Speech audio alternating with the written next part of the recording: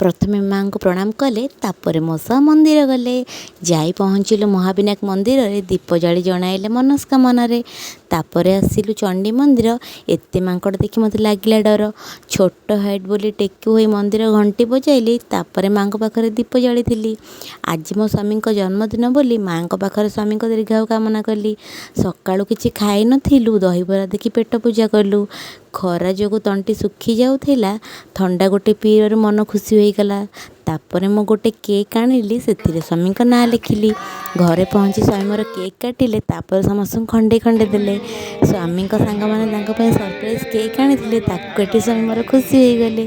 Cake को न खाए स्वामी मुहर बोलिले सिकुली को अरुकुनी अजित सर बुबुना भाई बलिया को स्वामी धन्यवाद देले।